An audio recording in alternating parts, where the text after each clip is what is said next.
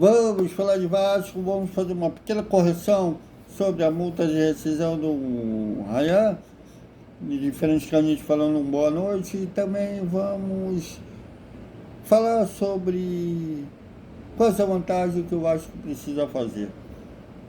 Entrar na mente do Fluminense. É uma arte, é uma guerra psicológica.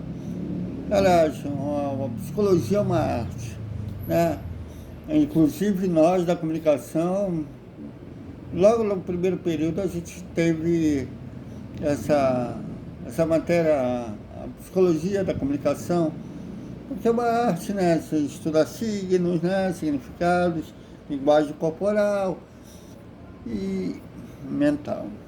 E o Vasco, com essa vantagem assim, mínima, né? Já que um empate da classificação, um 0-0 vai começar o jogo dando Vasco, mas se o Fluminense saber o placar, a vantagem já vai para o Ares, né? O Vasco vai ter que correr atrás. Para isso não acontecer, para piorar a situação do Fluminense, o Vasco precisa entrar na mente do seu adversário. Vamos falar sobre isso. Desperta, Vascaíno! Isso aí, galera do Vascão, tá chegando a hora. Amanhã, não tem jeito, a gente vai conhecer se o Vasco vai ou não para a final na Copa do Brasil, ou contra o Cruzeiro, ou contra o Corinthians, né? Assim como a gente venceu o Fluminense, que era favorito, o Corinthians venceu o Cruzeiro lá em Belo Horizonte, que o Cruzeiro era teoricamente favorito. Então, os dois jogos estão ainda em aberto, né? Tanto o Vasco quanto o Corinthians tem uma vantagem mínima. Bom, existe um livro de um autor chinês chamado A Arte da Guerra, que ele fala que quando o seu inimigo é mais forte do que você ainda pode vencê-lo, mas você precisa entrar na mente dele. Fazer que ele mesmo tropece nos seus próprios erros para você aproveitar.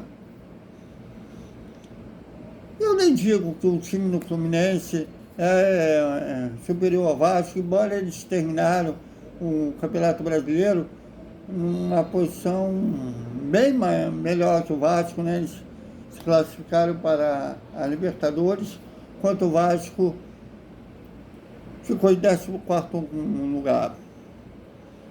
Mas se faltasse 2 rodadas, o Vasco faria contas para brigar para não cair.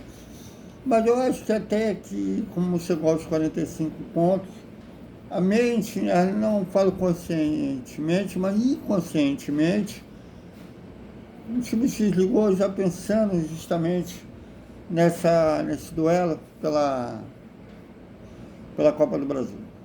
Bom, mas falando de novo da Arte da Guerra, é o que eu mais curto no automobilismo, mas justamente você não é só uma competição de carros, mas também uma competição psicológica. Você precisa afetar seu adversário psicologicamente falando. Não é à toa que o Nelson Piquet, naquela maneira sula que era dos anos 80, mas naquela época era aceitável. O Piquet falando da falta de beleza da mulher do Mansell para provocar o Mansell e ele saber explorar ali, não derrotar o seu adversário. Havia uma guerra muito psicológica entre o Ayrton Senna e Alain Prost na McLaren, né? Um tentando bater o outro psicologicamente. Isso tudo, o Nico Rosberg, hoje, ele fala daquele ano de 2016 que ele venceu o Hamilton. Ele justamente fala que ele sabe que no braço o Hamilton é superior a ele. E como que ele precisou compensar isso? entrando na mente do seu adversário. No caso aí, o cara que tinha o mesmo carro que ele estava na mesma equipe. Mas ele precisou entrar na mente do Hamilton. E o Vasco vai precisar fazer isso contra o Fluminense. Já que a pressão agora está do lado do Fluminense, porque o Fluminense é que está em vantagem. É o Fluminense que vai precisar correr atrás do prejuízo. Aí sim temos que provocar o Fluminense ali no jogo. Não estou falando de ter torcida para sair da porrada, pelo amor de Deus. Estou falando no campo. Provocar o Fluminense. Porque aí o Fluminense vai ter que se abrir e o Vasco explorar. É saber jogar com inteligência, é saber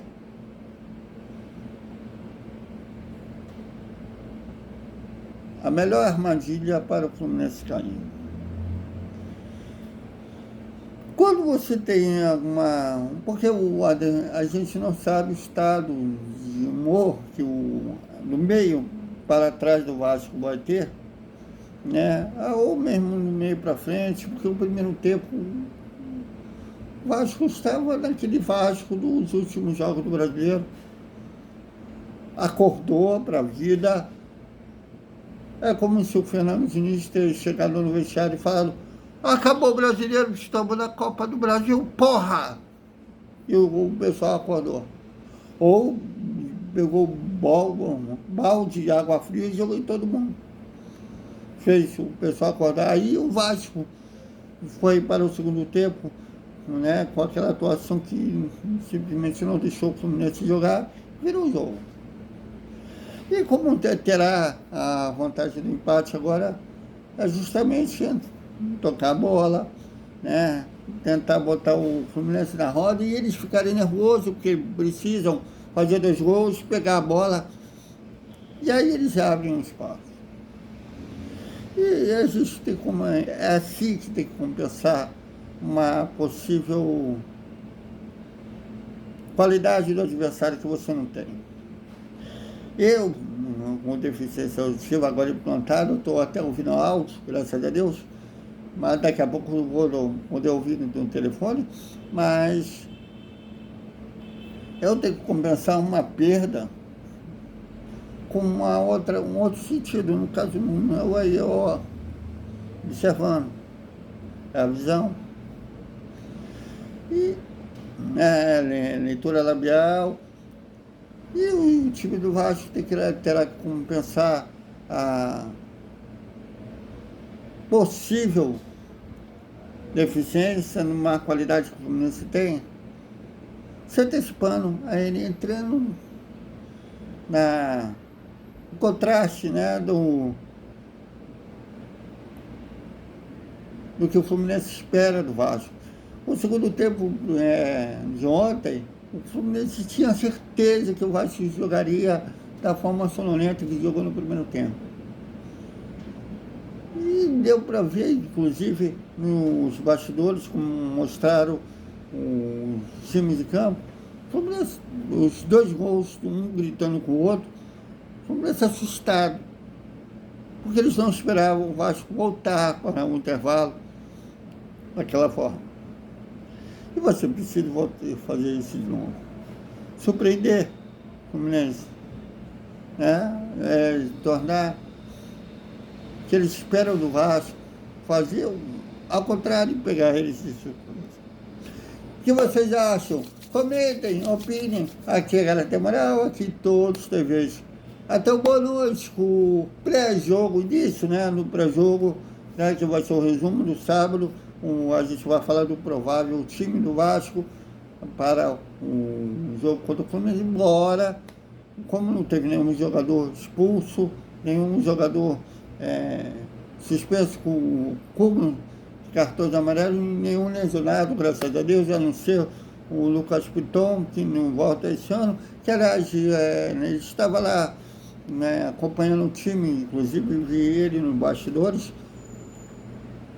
Então é o mesmo, a tendência é que seja o mesmo que jogou ontem, mas, claro, tem mais uma atividade, nunca se sabe, que pode ter uma surpresa de última hora, batendo o martelo, mas a gente vai falar sobre isso amanhã no Boa Noite. Até mais.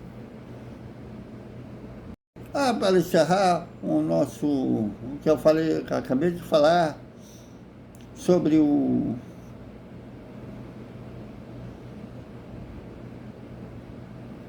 a arte, né, de vencer o seu adversário psicologicamente, entrando na mente dele.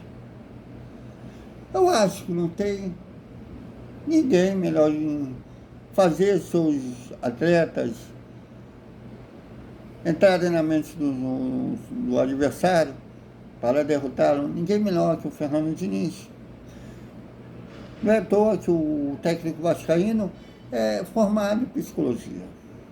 Então ele vai saber, né, botar seus jogadores para entrar na mente do Fluminense e surpreender o tricolor.